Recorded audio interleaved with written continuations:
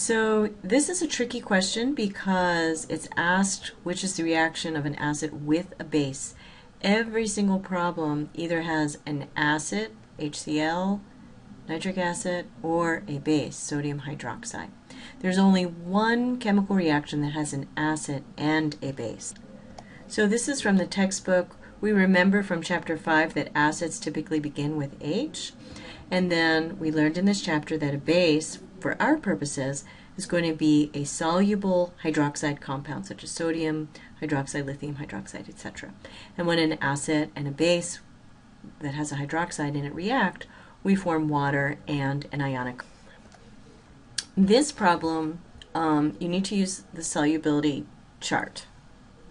We want to look at the cation and anion that will make a soluble compound. If you do it right, only one anion is going to end up being correct. Now, I'm going to give you partial credit here because copper 2 bromide and calcium nitrate are soluble. However, we look at the solubility chart. When we look at sulfate, we see that neither lead 2 or calcium are soluble with sulfate. So that means the only thing that will be soluble with sulfate is copper. And that also means that the chloride has to be with calcium.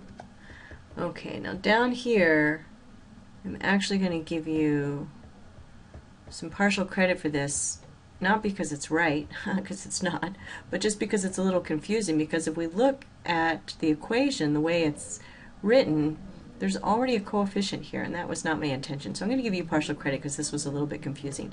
But let's look at how we would balance this. So 1 carbon, 1 carbon. 4 hydrogen, 3 plus 1 is 4, 4 hydrogen. Now what's not balanced is our oxygen. 2 times 1 would be 2 oxygens from water, plus 2 oxygens from carbon dioxide. So 4 oxygens over here, and over here I have 3. There's 1 here.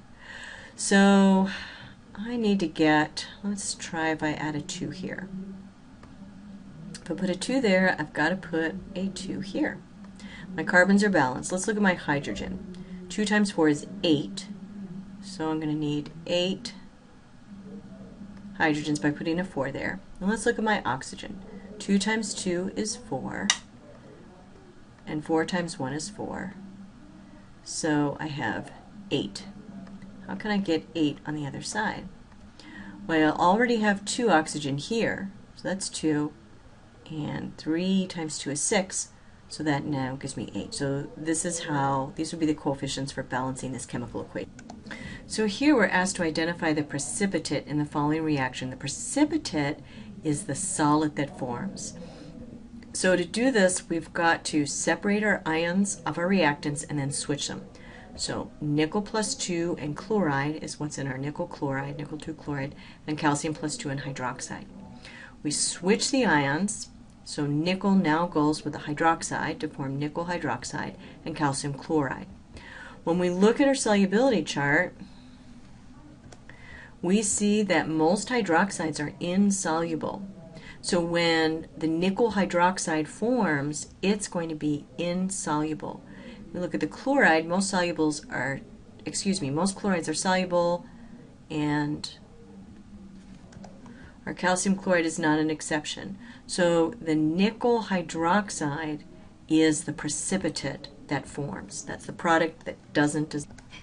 So if we look at this, the products that are formed when an acid and a hydroxide base react. When we look at this, the proton, the H plus from the acid, reacts with the hydroxide from the base to form water, 2 hydrogens and 1 oxygen. What's left is our nitrate, which has a negative charge, and our potassium that has a positive charge. So these two form the salt potassium nitrate. So the correct answer is water and potassium nitrate. Good job here. The combustion of a hydrocarbon is always going to form carbon dioxide and water. So here, which of the following compounds is soluble in water? Choose one answer, and we've got to use our solubility chart. So I bring up my solubility chart. Okay, so sulfate and iodide were listed. Let's go back to the quiz. All right, lead 2 sulfate, and silver iodide. So if we look at our solubility guide, I see that sulfate is insoluble with lead, so that doesn't dissolve. Iodide is insoluble with silver. Okay, so neither one of those are soluble. Iron 2 hydroxides, if I look at my solubility chart, hydroxides are insoluble. Iron 2 is not one of its exceptions. All right, and if I look at this chromium 3 acetate, and I look at my solubility chart, I see that acetate is always soluble. It has no exceptions. So that is the answer. Chromium 3 acetate is soluble. So if we look at this one, we're asked to balance this. If I have 1 C2H6 plus oxygen, 1 carbon, my carbons are balanced. Whoops, no, that needs to be a 2. Okay, a 2 there, now my carbons are balanced. I have 6 hydrogens, so I put a 3 there, now my hydrogens are balanced. Let's look at my oxygen. 2 times 2 is 4, plus 3 is 7. So if I put if whatever number I put here, I've got to multiply it by 2 to get 7. And the only number that's going to do that is a fraction. 7 halves times 2 will give me 7.